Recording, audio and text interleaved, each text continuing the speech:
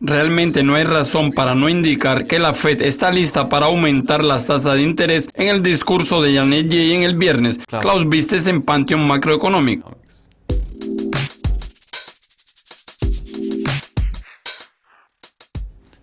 Los datos de crecimiento del Reino Unido y Alemania saldrán esta semana y los países europeos esperan un crecimiento de 0,6% y 0,4% en una base trimestral.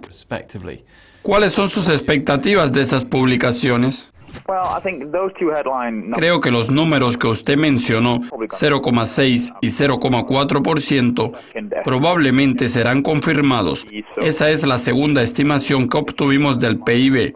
Aunque esas cifras aún pueden cambiar, no creo que habrá cambios significativos.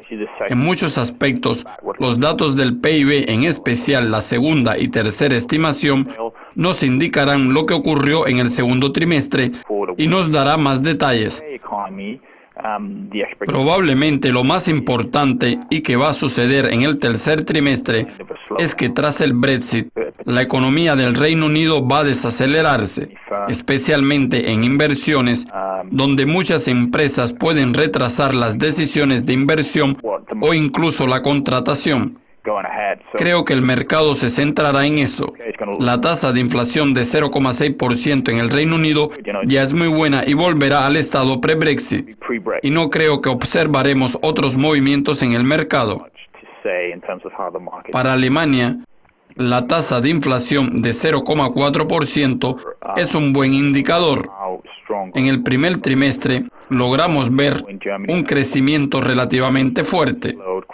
La inversión en Alemania, especialmente en el sector de la construcción, se desaceleró mucho en el segundo trimestre, pero la tasa de inflación y las exportaciones netas tuvieron fuertes repercusiones. Además, tendré en cuenta el hecho de que el consumo público siguió creciendo en el segundo trimestre. En ese momento, la imagen de Alemania es un poco paradoja.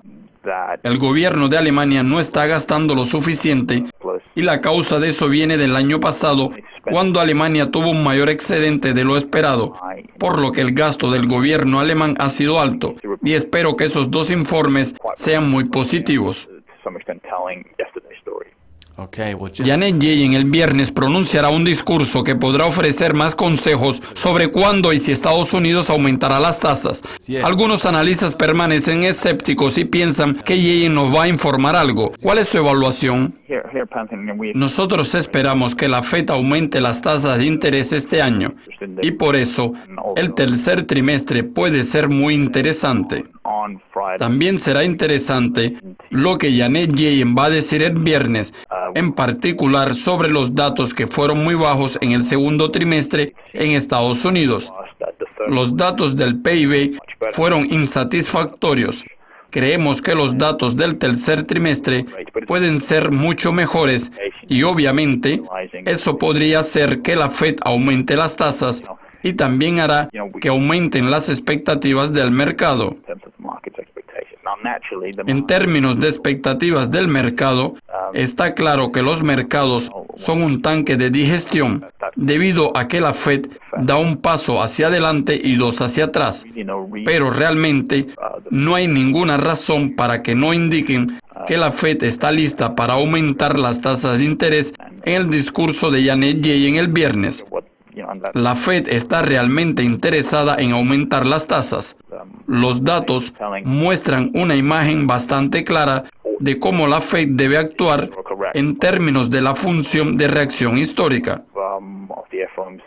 Por otro lado, el FOMC prefiere quedar muy cauteloso, pero el tercer trimestre podría ser muy interesante en términos de redefinición y expectativas de mercado de aumento de las tasas en Estados Unidos. En mi opinión, eso es lo que va a ocurrir. ¿Cuáles son los otros indicadores principales que va a monitorear durante la semana de trading?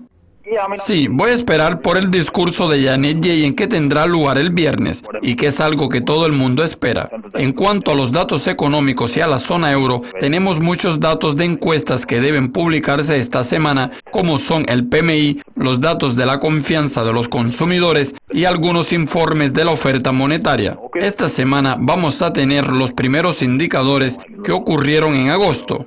Además, no espero mucho de los datos de las encuestas. En la zona euro, todo estaba bastante estable, con un crecimiento durante 3 o incluso 6 meses. Es probable que este año va a ser similar al del año pasado, con un crecimiento en torno a 1,5 y 1,6%.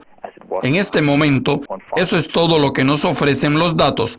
Ahora no existen razones para cambios significativos de la situación en general, al menos en esta semana.